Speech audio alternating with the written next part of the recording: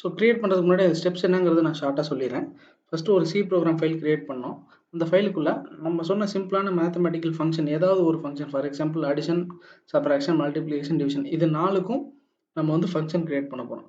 2 வேல்யூவை கொடுத்தா அந்த ஃபங்க்ஷன் வந்து ஆட் பண்ணி கொடுக்கணும், 2 வேல்யூ கொடுத்தா அதை சப்ராக்ட் பண்ணி கொடுக்கணும், 2 வேல்யூ கொடுத்தா மல்டிப்ளை பண்ணி கொடுக்கணும், 2 வேல்யூ கொடுத்தா டிவைட் பண்ணி கொடுக்கணும். இவ்வளோ தான். ஸோ இது 4க்கும் 4 ஃபங்க்ஷனை கிரியேட் பண்ணி அது ஒரு ஃபைலில் போட போகிறோம். அந்த ஃபைலுக்கு வந்து ஒரு நேம் கொடுக்க போகிறோம். ஃபார் எக்ஸாம்பிள் calculator.hன்னு சொல்லி கொடுக்க போகிறோம். அதான் இதில் சொல்லியிருக்கு. ஸோ அதுக்கு ஒரு பேர் கொடுத்துட்டு .hங்கிற எக்ஸ்டென்ஷனில் சேவ் பண்ணிடுங்க. அடுத்தது இன்னொரு main C program file create பண்ணோம். அதுவும் இதே ஃபோல்டரில் இருக்கணும். இந்த calculator.h ஃபைல் எந்த ஃபோல்டரில் இருக்கோ அதே ஃபோல்டர்லேயே இந்த மெயின் ஃபைலும் இருக்கணும். அந்த ஃபைலில் include stdio.hக்கு அப்புறம் include நம்மளுடைய calculator.h இருக்கணும். ஆனால் ஆங்குலர் பிராக்கெட்டில் இல்லை, இந்த கோட்ஸில் இருக்கணும். அப்போ இந்த கோட்ஸில் இருந்தால் என்ன அர்த்தம் அப்படின்னா, கம்பைலருக்கு நம்ம சொல்கிறோம் இது வந்து ஒரு user define header file.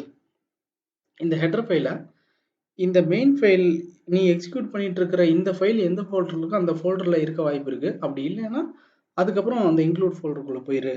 So first வந்து கரண்ட் டைரக்டரி செக் பண்ணுன்னு சொல்கிறதோட அர்த்தம் தான் அது.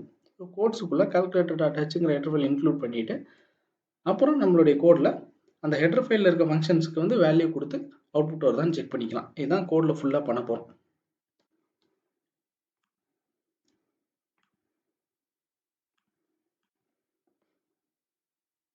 Right.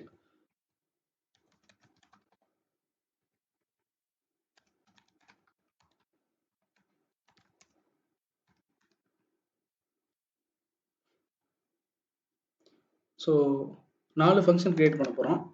So int add of int comma int. So ஆட்னு ஒரு ஃபங்க்ஷன் இருக்க போது அந்த ஃபங்க்ஷன் வந்து 2 இன்டிஜர் வாங்கி அதை ஆட் பண்ணி இன்டிஜராகவே ரிட்டர்ன் பண்ண போகுது. அதுதான் ரிட்டர்ன் டைப். அடுத்தது int subtract of int comma int semicolon. அடுத்தது மல்டிப்ளிகேஷனுக்கு இன்ட் தான். Int mul of int comma int. அடுத்தது int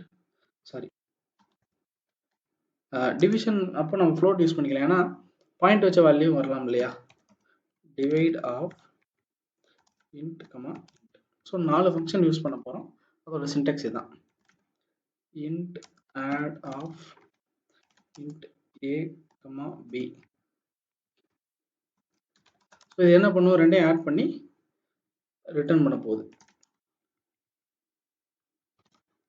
a plus b. Simple. அதை அப்படியே டைரெக்டாக ரிட்டர்ன் பண்ணிடலாம். Int sub of int a comma int b.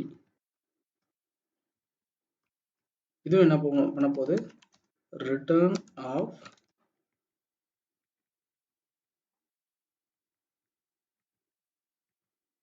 a minus b. சப்ராக்டா. அடுத்தது int multiply of int a comma int b. return of a star b.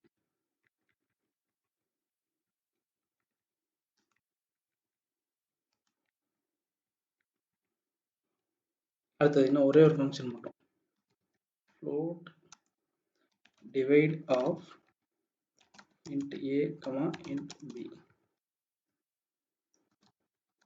c. So இதுக்கும் ஒரு float variable declare பண்ணிடலாம்.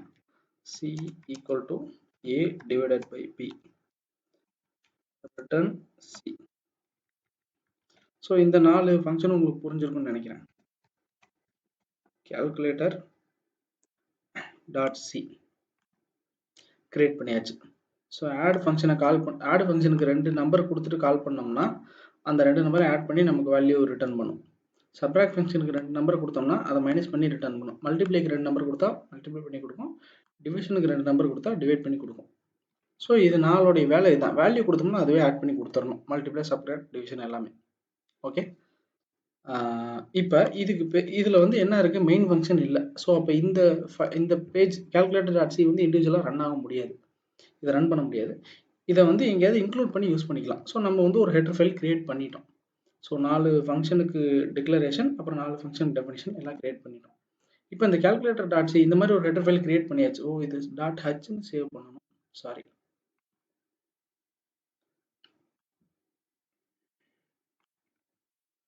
calculator dot H மறந்தே போயிட்டேன். So dot ஹெச்னு save பண்ணியாச்சு. இது ஒரு ஹெடர் ஃபைல். ஓகே, இப்போ இந்த ஹெடர் ஃபைல் எப்படி இங்கே இன்க்ளூட் பண்ணுறது?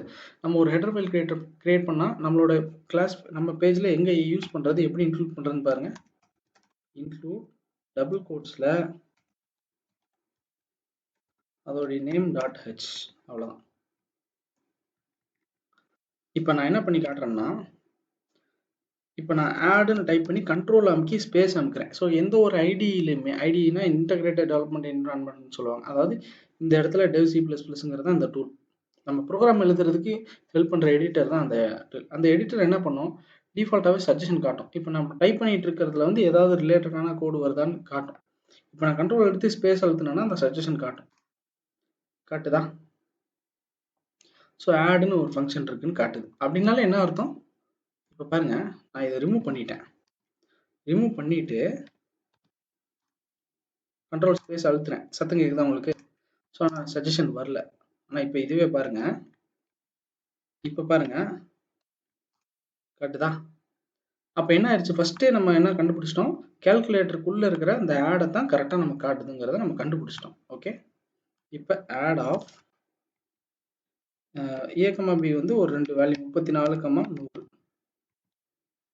ஸோ இப்போ கால் பண்ண என்ன 34, 100 கொடுத்தோம்னா ரெண்டையும் ஆட் பண்ணி நமக்கு வேல்யூ கொடுக்கும். அப்போ டோட்டல் வேல்யூ எங்கே ஸ்டோர் பண்ணணும், ஒரு வேரியபிள் ரிட்டர்ன் பண்ணுற வேல்யூ ஒரு இன்டிஜரில் போட்டோம்.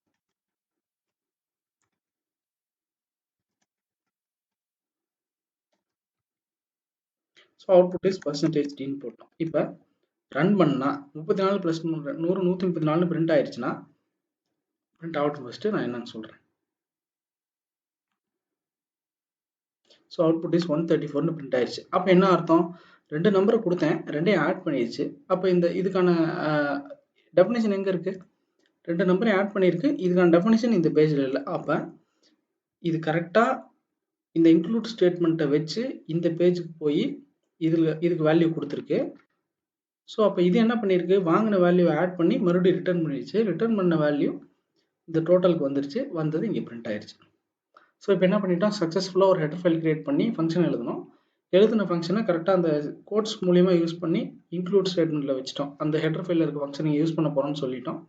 சொன்ன மாதிரி இங்கே யூஸ் பண்ணுறோம். யூஸ் பண்ணும்போது அது கரெக்டாக அந்த ஃபங்க்ஷனை கரெக்டாக தேடி பிடிச்சி அந்த ஹெடர் ஃபைலுக்குள்ளே போய் வேல்யூ கொடுத்து அதை வேலையை முடிக்க வச்சு அந்த இன்புட்டை வாங்கி அந்த அவுட்புட்டை வந்து ரிட்டர்ன் டைப்பாக வாங்கி நமக்கு அவுட்புட்டை பிரிண்ட் பண்ணிடுச்சு. ஸோ இதே மாதிரி சப்ராக்ஷன் மல்டிப்ளிகேஷன்லையும் பார்த்துருவோமா.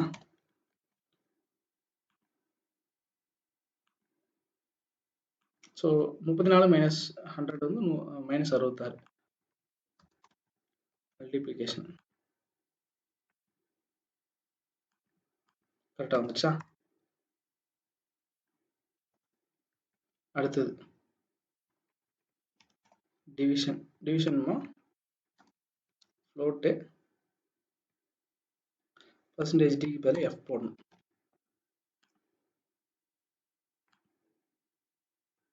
ஸோ 34,000 டிவைடட் பை 100 போட்டால் 34ன்னு வந்துருச்சு சக்ஸஸ்ஃபுல்லி. ஓகே, ஸோ அப்படின்னா சக்ஸஸ்ஃபுல்லாக என்ன பண்ணிட்டோம், 4 ஃபங்க்ஷன் கிரியேட் பண்ணோம். அந்த 4 ஃபங்க்ஷன் இருக்கிற ஹெடர் ஃபைலை கரெக்டாக இங்கே இன்க்ளூட் பண்ணோம். இன்க்ளூட் பண்ணிவிட்டு அந்த 4 ஃபங்க்ஷனையும் ரன் பண்ணி பார்த்தோம். கரெக்டாக அந்த 4 ஃபங்க்ஷனையும் இந்த ஹெடர் ஃபைல் இன்க்ளூட் ஸ்டேட்மெண்ட்டை வச்சு, ஸோ கால்குலேட்டர்னு ஒரு ஹெடர் ஃபைல் இருக்குது. அந்த ஹெடர் ஃபைலுக்குள்ளே தான் இந்த ஃபங்க்ஷனோடைய டெஃபினிஷன் இருக்குது. அதுக்கு வேல்யூ கொடு, அது ஒரு வேல்யூ அதை ப்ராசஸ் பண்ணி ஒரு வேல்யூ கொடுக்கும். அந்த வேல்யூ வாங்கிட்டு வந்து நீங்கள் பிரிண்ட் பண்ணுன்னு சொல்லி இந்த கம்பைலர் கரெக்டாக எக்ஸிக்யூட் பண்ணி நமக்கு கொடுத்துருச்சு. ஸோ சக்ஸஸ்ஃபுல்லாக ஒரு ஹெடர் ஃபைல் நம்ம இந்த வீடியோ மூலிமா கிரியேட் பண்ணிட்டோம். உங்களுக்கு எல்லா கிளாரிஃபிகேஷன் இருந்துச்சுன்னா கீழே கமெண்ட்டில் டைப் பண்ணுங்கள். நன்றி, வணக்கம்.